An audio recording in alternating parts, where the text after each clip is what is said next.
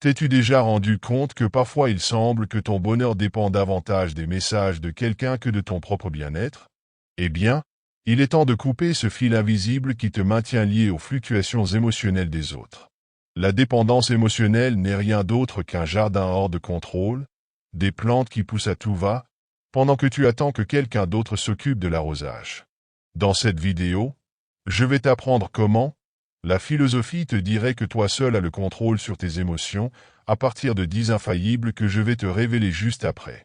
Ne manque pas la dernière, car je te donnerai des clés pratiques pour les appliquer dans ta vie quotidienne. Alors, si tu veux vraiment te libérer, commence par prendre soin de toi-même. Es-tu prêt à arrêter de dépendre des autres? Allons tailler ce jardin émotionnel. Mais avant de commencer, prête attention à cette histoire qui t'aidera à mieux comprendre la sagesse contenue dans ce matériel. Il était une fois une jeune fille nommée Sophia qui vivait dans un petit village près de la mer. Sophia était connue pour sa gentillesse et sa capacité à toujours être prête à aider les autres. Cependant, derrière son sourire, il y avait une lutte intérieure que peu connaissaient. Sophia dépendait émotionnellement des personnes qu'elle aimait, en particulier de son partenaire Marcos. Tout ce qu'elle faisait semblait tourner autour de lui, et son bonheur dépendait entièrement de son approbation. Un jour, alors qu'elle marchait sur la plage après une dispute avec Marcos, Sophia rencontra une vieille femme assise sur un rocher, regardant l'horizon. Sans savoir pourquoi, Sophia s'approcha d'elle et commença à lui parler de ses problèmes, de la façon dont elle se sentait, que sans Marcos, sa vie n'avait aucun sens. La vieille femme, avec un sourire sur le visage, lui répondit, « Il y a de nombreuses années, je pensais comme toi. Je croyais que sans la personne à mes côtés, je sombrerais dans l'abîme du vide. Mais un jour, j'ai compris quelque chose, l'océan reste l'océan, avec ou sans les vagues. Tu es comme l'océan, Sophia. Tu n'as pas besoin des vagues pour être ce que tu es. » Sophia resta silencieuse, laissant les paroles de la vieille femme pénétrer son cœur. Durant les semaines qui suivirent, elle commença à réfléchir sur sa vie. Peu à peu, elle s'éloigna de cette dépendance émotionnelle et commença à se consacrer du temps à elle-même, à redécouvrir ce qui la rendait heureuse sans la validation des autres. Un jour, elle rencontra à nouveau la vieille femme sur la plage. Avec un sourire sur le visage, elle lui dit, « Maintenant, je comprends. L'océan est vaste et profond, et bien que les vagues l'embellissent, elles ne le définissent pas. Je suis comme l'océan et j'ai trouvé ma paix dans ma propre profondeur. » La morale de cette histoire est que même si parfois les relations et les personnes sont importantes dans nos vies, notre paix intérieure et notre bonheur ne doivent pas dépendre des autres. Comme l'océan, nous avons une force et une profondeur propres que nous devons apprendre à valoriser. Avec patience et autodécouverte, nous pouvons éliminer la dépendance émotionnelle et trouver la véritable liberté en nous-mêmes. Avant de commencer avec la première leçon, si tu trouves ces vidéos utiles, je t'encourage à t'abonner et à activer les notifications pour rester informé des dernières nouveautés. Commençons. Leçon numéro 1. Prends soin de ton propre jardin. As-tu déjà vu un jardin négligé? Des plantes fanées, des fleurs qui n'osent même pas éclore, et des buissons qui ressemblent plus à des arbustes secs? Eh bien, imagine que ta vie est ce jardin. Si tu ne prends pas le temps de t'occuper et d'arroser ton propre terrain, il y a de fortes chances que tu finisses avec un paysage aussi déprimant que le jardin le plus oublié du quartier. C'est ici que la philosophie stoïcienne entre en jeu. Au lieu d'essayer de contrôler le jardin des autres, concentre-toi plutôt sur le tien. Dans cet univers chaotique et quelque peu désorganisé, où le chaos est la norme et où le contrôle semble être une plaisanterie de mauvais goût, nous oublions souvent quelque chose de crucial, nous-mêmes. L'idée de prendre soin de ton propre jardin est plus pertinente que tu ne le penses. Au lieu d'essayer de résoudre les problèmes de tout le monde ou de dépendre de facteurs externes pour ton bonheur, la clé est de te concentrer sur ce que tu peux réellement gérer, ton propre bien-être. Imagine que ta vie est un jardin. Si tu laisses les choses au hasard ou au destin, c'est comme si tu attendais qu'il pleuve alors que tu n'as jamais arrosé toi-même. La philosophie stoïcienne t'enseigne que tu ne dois te préoccuper que de ce qui est sous ton contrôle. Donc, si tu veux éliminer la dépendance, commence par arroser tes propres plantes. Comment faire cela? D'abord, identifie tes besoins et tes priorités et assure-toi de les satisfaire. C'est comme s'assurer que chaque plante de ton jardin reçoive la bonne quantité de soleil et d'eau.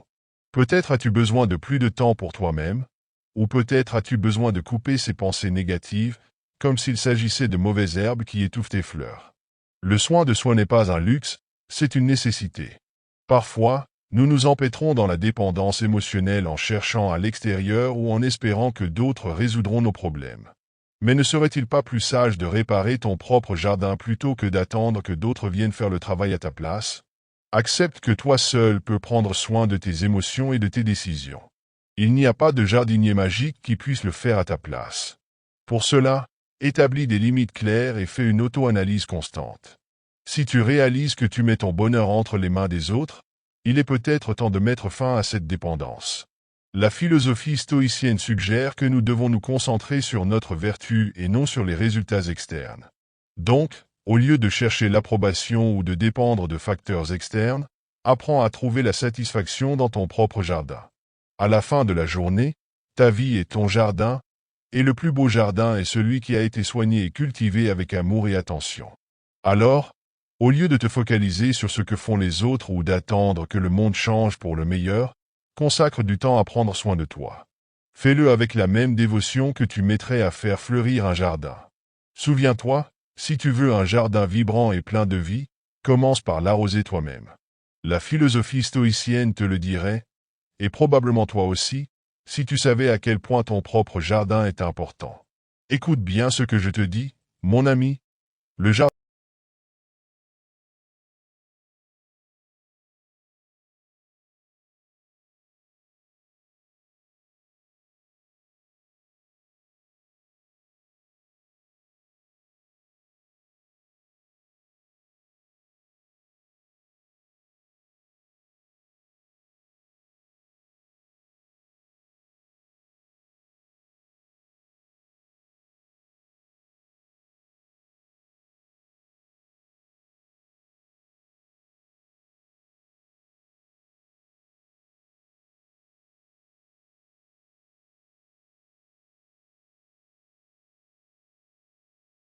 Mais voici le piège. Pendant que tu t'obsèdes à atteindre une version idéalisée de toi-même, la vie continue son cours et te dépasse. Imagine que tu essaies de créer un chef-d'œuvre sur une toile vierge. Tu commences à peindre, mais chaque coup de pinceau te semble imparfait. La solution? Continuer à peindre jusqu'à ce que tu réalises que tu as recouvert la toile de tant de couleurs que même toi, tu ne peux plus identifier ce que tu voulais faire à l'origine. Au final, ce que tu avais en tête se perd dans un chaos de perfection. C'est cela, le perfectionnisme, une tentative de tout rendre parfait qui, au final, ne fait que compliquer les choses. Les stoïciens nous offrent une perspective rafraîchissante à ce sujet. Au lieu de poursuivre la perfection, ils nous enseignent à accepter ce qui est, à nous concentrer sur ce que nous pouvons contrôler, et à être conscients de nos limitations. Dans la philosophie stoïcienne, la perfection n'est pas l'objectif, la sérénité et l'auto-acceptation le sont. Marc Aurèle, par exemple, comprenait que la vie ne consiste pas à se conformer à des attentes irréalistes, mais à vivre de manière vertueuse et authentique. Ainsi, la clé pour surmonter cette dépendance au perfectionnisme est d'apprendre à célébrer l'imperfection.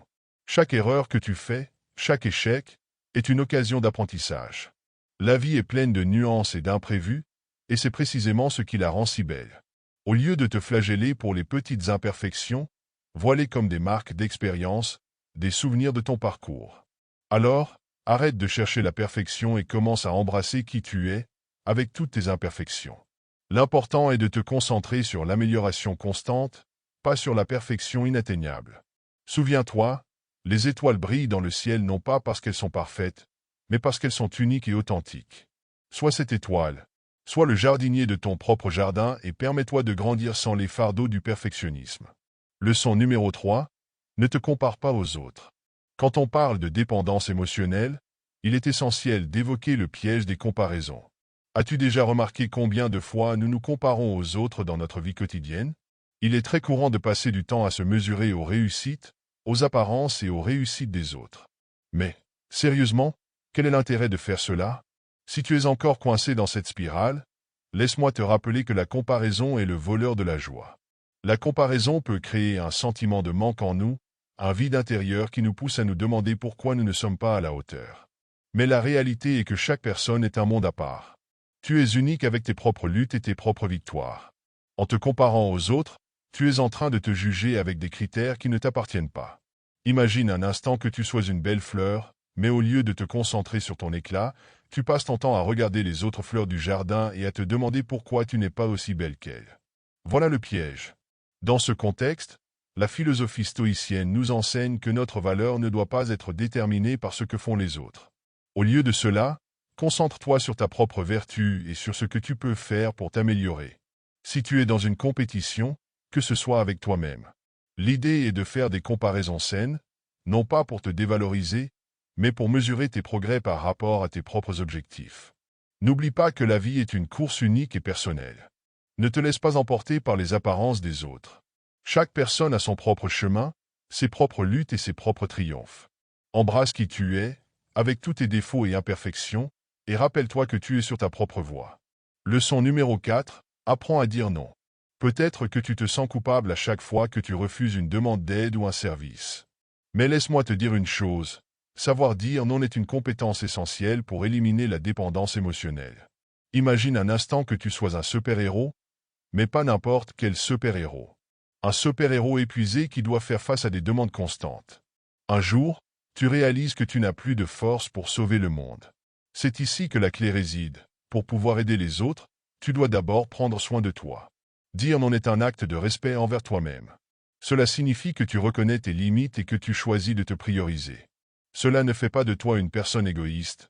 Au contraire, cela te rend plus fort et capable d'aider les autres lorsque tu le souhaites. Si tu as l'habitude de dire oui à tout, il est peut-être temps de revoir ta façon de faire. Parfois, nous avons peur de blesser les sentiments des autres ou de ne pas être appréciés. Mais la réalité est que dire oui à tout ne fait que t'épuiser et te rapprocher de la dépendance émotionnelle. Il est essentiel d'apprendre à reconnaître tes limites et à respecter ton temps et ton énergie. Cela peut impliquer d'avoir des conversations difficiles avec les gens de ta vie, mais cela en vaut la peine. En apprenant à dire non, tu t'accordes la liberté de choisir ce qui est vraiment important pour toi. Cela te permet aussi d'éviter de t'épuiser émotionnellement et de te retrouver à dépendre des autres pour ton bonheur. Leçon numéro 5, établis des limites. Imagine que tu es dans un bateau en pleine mer. Si tu n'établis pas de limites claires sur où tu peux naviguer, tu risques de te perdre au milieu des vagues.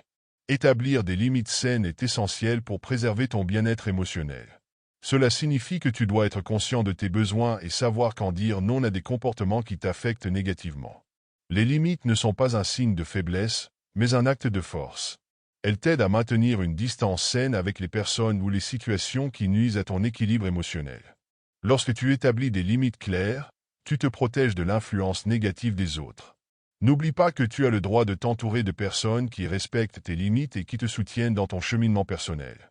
Parfois, établir des limites peut impliquer de prendre des décisions difficiles, comme réduire le temps passé avec certaines personnes ou mettre fin à des relations toxiques.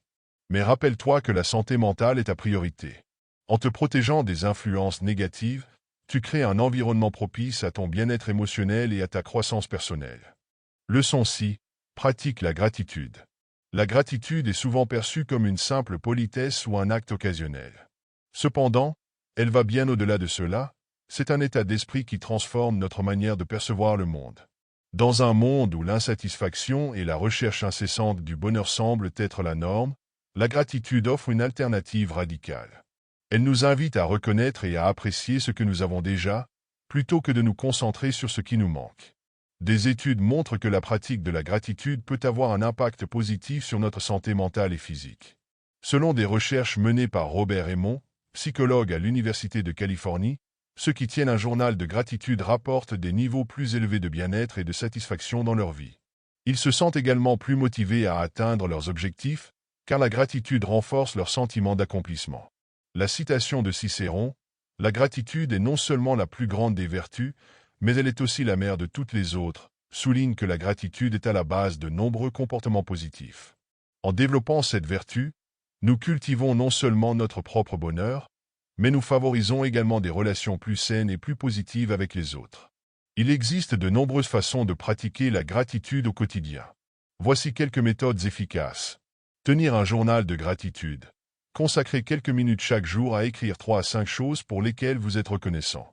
Cela peut être quelque chose d'aussi simple qu'un bon repas ou un sourire d'un ami. Au fil du temps, vous constaterez que votre perception de la vie devient plus positive. Exprimez votre gratitude. Prenez l'habitude de remercier les gens dans votre vie, que ce soit un ami, un membre de votre famille ou un collègue. Une simple note de remerciement peut renforcer vos relations et créer un environnement positif autour de vous. Pratiquez la gratitude active. Au lieu de simplement ressentir de la gratitude, engagez-vous dans des actions qui expriment cette reconnaissance. Par exemple, si vous êtes reconnaissant envers un enseignant qui vous a aidé, envisagez de faire du bénévolat pour aider d'autres élèves. Utilisez des affirmations de gratitude. Les affirmations sont des déclarations positives que vous pouvez répéter quotidiennement. Par exemple, je suis reconnaissant pour les petites choses de la vie. Ces affirmations peuvent changer votre mentalité et vous aider à cultiver une attitude de gratitude. La gratitude a également un impact considérable sur nos relations avec les autres. Lorsque nous exprimons notre reconnaissance, nous renforçons nos liens affectifs. Des études montrent que les couples qui expriment régulièrement leur gratitude ont des relations plus heureuses et durables. Imaginons une relation amoureuse. Un couple qui prend le temps de se dire merci pour les petites attentions quotidiennes, préparer un café, faire les courses, etc., ressent une plus grande satisfaction dans leur relation. À l'inverse, un couple qui ne pratique pas la gratitude peut développer des ressentiments et des frustrations, car les efforts de l'un ne sont pas reconnus par l'autre. La gratitude ne se limite pas à des interactions sociales, elle a également un impact direct sur notre bonheur personnel. En changeant notre focus de ce que nous n'avons pas vers ce que nous avons, nous entraînons notre cerveau à reconnaître le positif dans notre vie. Une étude réalisée par le Dr. Martin Seligman, père de la psychologie positive, a révélé que les participants qui prenaient quelques minutes chaque jour pour écrire ce pourquoi ils étaient reconnaissants ressentaient une augmentation significative de leur bonheur. Cette technique simple a transformé leur perception de la vie. La pratique de la gratitude est une voie puissante vers le bien-être. En intégrant des pratiques de gratitude dans notre vie quotidienne, nous avons la capacité de transformer notre perspective, de renforcer nos relations et de vivre une vie plus riche et plus épanouissante. La gratitude nous rappelle que le bonheur n'est pas une destination, mais un voyage, et qu'il commence ici et maintenant, avec ce que nous avons déjà. Leçon 7. Accepte l'inconfort. L'inconfort fait partie intégrante de l'expérience humaine. Que ce soit la tristesse, la colère ou la peur, ces émotions sont des signaux importants qui méritent notre attention. Au lieu de les fuir, nous devrions apprendre à les accepter et à les intégrer dans notre vie quotidienne. La philosophie stoïcienne, par exemple, enseigne que la résistance à l'inconfort mène à la souffrance. Bouddha a dit « La douleur est inévitable, mais la souffrance est optionnelle ». Cette citation met en lumière une distinction essentielle. La douleur fait partie de la vie, mais la souffrance, qui découle souvent de notre résistance à la douleur, peut être évitée. En apprenant à accepter l'inconfort, nous pouvons réduire notre souffrance. Accepter l'inconfort peut nous apporter de nombreux bénéfices, notamment le développement personnel. En affrontant nos émotions difficiles, nous pouvons apprendre à mieux nous connaître. Chaque émotion que nous ressentons nous donne des indices sur nous-mêmes. Par exemple, la colère peut signaler que nos limites ont été franchies, tandis que la tristesse peut indiquer un besoin de faire le deuil d'une perte. La résilience, l'acceptation de l'inconfort renforce notre résilience. Chaque fois que nous choisissons de faire face à une émotion difficile au lieu de l'éviter, nous devenons plus forts. Nous apprenons à naviguer dans les hauts et les bas de la vie avec plus de confiance. Il existe plusieurs techniques pour nous aider à accepter l'inconfort. La méditation de pleine conscience. La méditation de pleine conscience consiste à porter une attention consciente à nos pensées et émotions sans jugement. En nous entraînant à observer nos émotions, nous apprenons à les accepter plutôt qu'à les fuir. Le journaling. Tenir un journal peut être un excellent moyen de traiter des émotions difficiles. En écrivant ce que nous ressentons, nous donnons un espace à nos émotions pour se manifester, ce qui peut réduire leur intensité. La thérapie, parler à un professionnel de la santé mentale peut être très bénéfique. Un thérapeute peut nous aider à naviguer dans nos émotions et à développer des stratégies pour les accepter. Imaginons que vous ayez perdu un emploi. Plutôt que de fuir le sentiment d'anxiété qui accompagne cette perte, vous pourriez vous asseoir avec cette émotion, reconnaître votre peur et votre tristesse, et explorer ce que cela signifie pour vous.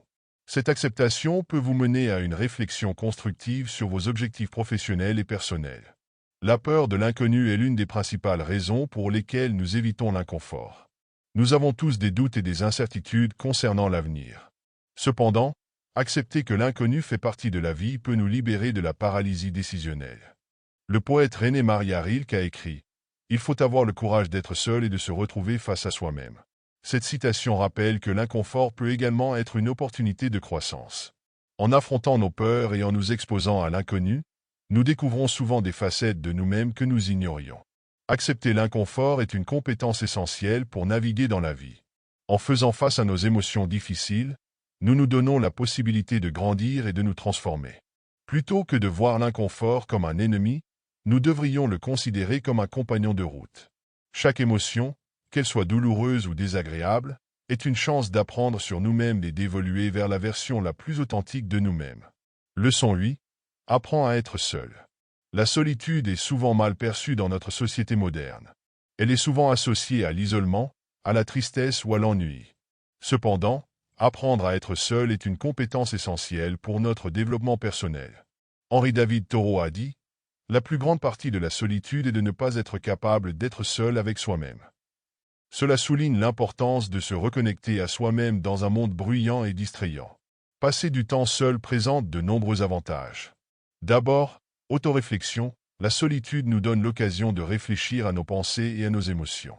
C'est un moment précieux pour évaluer nos choix, nos objectifs et nos valeurs. Ensuite, créativité, de nombreux artistes et écrivains affirment que la solitude nourrit leur créativité. Elle leur permet de plonger profondément dans leurs idées sans distractions extérieures. Et enfin, renforcement de l'autonomie. En apprenant à apprécier notre propre compagnie, nous devenons moins dépendants des autres pour notre bonheur. Cela renforce notre confiance en nous et notre autonomie. Voici quelques conseils pour apprendre à apprécier la solitude. Premièrement, désactivez les distractions. Éteignez votre téléphone et éloignez-vous des médias sociaux. Accordez-vous des moments sans distraction pour vous concentrer sur vous-même. Deuxièmement, pratiquez des activités solo. Engagez-vous dans des activités que vous aimez faire seul, comme la lecture, la marche ou la méditation. Ces moments de solitude vous aideront à vous reconnecter à vous-même. Et enfin, réfléchissez à vos passions. Prenez le temps d'explorer vos intérêts. Que ce soit la peinture, la musique ou l'écriture, consacrer du temps à vos passions peut vous aider à vous découvrir davantage. En apprenant à être à l'aise avec la solitude, nous améliorons également nos relations avec les autres. En devenant plus autonomes, nous sommes moins susceptibles de dépendre des autres pour notre bonheur. Cela nous permet de créer des relations plus saines, basées sur des connexions authentiques. Prenons l'exemple d'une personne qui a toujours cherché l'approbation des autres. En apprenant à apprécier sa propre compagnie, cette personne commence à établir des relations basées sur la confiance et le respect mutuel, plutôt que sur le besoin d'être validé. Être seul ne signifie pas être isolé. Cela peut être une occasion de se reconnecter avec notre essence, nos valeurs et nos désirs. Cela peut également inclure des moments de méditation ou de contemplation, où nous prenons le temps d'écouter notre voix intérieure. Ralph Waldo Emerson a déclaré « Il n'y a rien de plus puissant que la connexion avec soi-même ». Cette citation souligne que la solitude peut être une force puissante dans notre vie. En apprenant à écouter notre voix intérieure, nous découvrons des choses sur nous-mêmes que nous n'aurions peut-être jamais découvertes autrement. Apprendre à être seul est une compétence précieuse qui peut enrichir notre vie de manière significative. En consacrant du temps à la solitude, nous nous offrons l'occasion de réfléchir, de créer et de nous reconnecter avec notre essence. Cela nous permet également de bâtir des relations plus saines et plus équilibrées avec les autres, fondées sur la compréhension mutuelle et la confiance. La solitude est un voyage vers la découverte de soi, un chemin qui mène à une vie plus riche et plus épanouissante. Leçon 9. Investis dans tes passions. Les passions sont des fenêtres ouvertes sur notre âme. Elles représentent ce qui nous fait vibrer, ce qui nous motive et ce qui nous donne un sens profond de l'accomplissement. Pourtant, dans le rythme effréné de la vie quotidienne, il est facile de négliger nos passions au profit des responsabilités. Cependant, investir du temps dans ce qui nous passionne n'est pas un luxe, mais une nécessité. Investir dans nos passions présente de nombreux avantages. Tout d'abord, renforcement de l'estime de soi. Lorsque nous nous consacrons à ce qui nous passionne, nous ressentons un sentiment d'accomplissement qui renforce notre estime de soi. Cela nous rappelle que nous sommes capables de réaliser des choses qui nous tiennent à cœur. Ensuite, équilibre émotionnel, les passions agissent comme des échappatoires pour le stress et les émotions négatives. Que ce soit la peinture, la musique ou le sport, ces activités nous permettent de nous exprimer et de libérer notre créativité. Et enfin, création de connexions. Investir dans nos passions peut également nous connecter avec d'autres personnes partageant des intérêts similaires.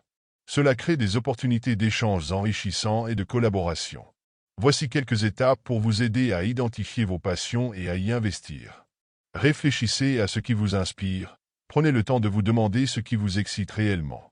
Quelles activités vous font perdre la notion du temps? Qu'est-ce qui vous fait sourire? Essayez de nouvelles choses. N'hésitez pas à explorer de nouvelles activités ou hobbies. Parfois, nos passions ne sont pas évidentes à première vue, et il faut du temps pour les découvrir. Et planifiez du temps pour vos passions. Une fois que vous avez identifié vos passions, réservez du temps dans votre emploi du temps pour vous y consacrer régulièrement. Cela peut être aussi simple que de prévoir quelques heures chaque semaine pour pratiquer une activité qui vous passionne.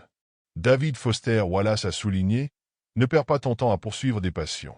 Les passions, c'est ce qui te trouve. » Cette citation souligne l'importance de laisser nos passions nous guider plutôt que de les forcer. Parfois, nos passions viennent à nous de manière inattendue, et nous devons être ouverts à ces opportunités. Prenons l'exemple d'un individu passionné par l'écriture. Au lieu de mettre cette passion de côté pour se concentrer uniquement sur son travail, il pourrait décider de consacrer une heure chaque jour à écrire. En partageant ses écrits sur un blog, il peut également se connecter avec d'autres écrivains et lecteurs, ce qui enrichit son expérience et sa motivation. Investir dans nos passions peut également contribuer à notre bonheur général. Des études montrent que les personnes qui s'engagent dans des activités qui les passionnent rapportent des niveaux de bonheur plus élevés. Elles se sentent plus épanouies et équilibrées dans leur vie. Investir dans nos passions est essentiel pour vivre une vie pleine et enrichissante. En nous consacrant à ce qui nous fait vibrer, nous renforçons notre estime de soi, équilibrons nos émotions et créons des connexions avec les autres. Nos passions sont des clés qui ouvrent des portes vers un monde de créativité, de bonheur et de sens. En cultivant ces passions, nous bâtissons une vie qui résonne profondément avec qui nous sommes vraiment. Leçon dit, cultive la compassion envers toi-même. La compassion envers soi-même est souvent négligée dans une société qui valorise la performance et la perfection. Trop souvent, nous devenons nos propres critiques les plus sévères, nous jugeant durement pour nos erreurs, nos échecs et nos imperfections. Cependant, pratiquer la compassion envers soi-même est essentiel pour notre bien-être. Les bienfaits de la compassion envers soi-même. En réduction du stress, la compassion envers soi-même permet de réduire le stress et l'anxiété. En nous offrant la même compréhension et la même douceur que nous donnerions à un ami en difficulté, nous créons un environnement intérieur plus apaisant. 2. Favoriser la guérison. En acceptant notre humanité et nos imperfections, nous nous ouvrons à la possibilité de guérir. Cela nous aide à traiter nos souffrances sans nous juger, favorisant ainsi la résilience. 3. Amélioration des relations. Lorsque nous cultivons la compassion envers nous-mêmes, nous devenons également plus compatissants envers les autres. Cela crée des relations plus authentiques et plus profondes. Technique pour cultiver la compassion envers soi-même. 1. Pratiquer l'autodialogue positif. Remplacer les pensées négatives par des affirmations positives. Par exemple, au lieu de penser « je ne suis pas assez bon », dites-vous « je fais de mon mieux et c'est suffisant ». 2. Écrivez des lettres de compassion. Rédigez une lettre à vous-même en période de difficulté. Exprimez votre compréhension et votre soutien, comme vous le feriez pour un ami. 3. Méditation de compassion. Pratiquez la méditation en vous concentrant sur l'envoi de pensées bienveillantes vers vous-même. Cela peut renforcer votre connexion avec vous-même et favoriser un état d'esprit positif. Christine Neff, pionnière de la recherche sur la compassion envers soi-même, a dit « La véritable compassion consiste à être présent pour soi-même dans la souffrance, avec l'intention de se traiter avec douceur. » Cette citation rappelle que la compassion commence par l'acceptation de notre douleur et la volonté de nous traiter avec gentillesse. Imaginons que vous ayez échoué à un examen. Plutôt que de vous critiquer, vous pourriez choisir d'analyser ce qui s'est passé, d'apprendre de cette expérience et de vous donner la permission d'échouer. En vous offrant la compassion et l'espace pour grandir, vous renforcez votre résilience. La compassion envers soi-même n'est pas un signe de faiblesse, mais une force. Elle nous permet de nous élever au-dessus de nos luttes et de nous concentrer sur notre croissance personnelle. En adoptant une attitude bienveillante envers nous-mêmes, nous construisons une fondation solide pour notre bien-être. Cultiver la compassion envers soi-même est essentiel pour vivre une vie épanouissante. En offrant à nous-mêmes la même douceur que nous donnerions à un ami, nous pouvons réduire le stress, favoriser la guérison et améliorer nos relations. La compassion est une force puissante qui nous aide à naviguer dans les défis de la vie avec grâce et résilience. En intégrant la compassion dans notre quotidien, Nous ouvrons la porte à une vie plus riche et plus significative. L'assertivité est ta boussole et ta carte. Au lieu d'être ce livre mystérieux, il est temps de devenir un best-seller. Imagine que tu es à une fête, tout le monde danse au rythme de la musique, et tu te trouves dans un coin, observant et attendant que quelqu'un vienne t'inviter à la piste. Ce n'est pas très différent de la façon dont tu te comportes dans tes relations lorsque tu ne communiques pas assertivement. L'assertivité ne consiste pas seulement à parler clairement. Il s'agit d'éviter que ton esprit ne devienne un labyrinthe de pensées non exprimées et d'émotions réprimées. Être assertif, c'est comme avoir une boussole au lieu d'une boule de cristal. Tu ne devines pas ce que les autres pensent, ni ne tentes de lire dans leur esprit. Au lieu de cela, tu t'assures que tes pensées et tes sentiments sont communiqués de manière claire et respectueuse. Ce n'est pas que tu veuilles être le drame de la fête, mais il vaut mieux être celui qui sait où se trouvent les toilettes et comment accéder au dessert sans se perdre en route. Pour y parvenir, l'expression directe et respectueuse est essentielle.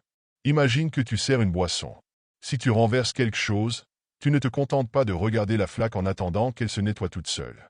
Tu dis, « J'ai renversé la boisson, je vais nettoyer cela. » De la même manière, lorsque quelque chose te dérange, dis-le clairement et sans détour, mais toujours avec respect.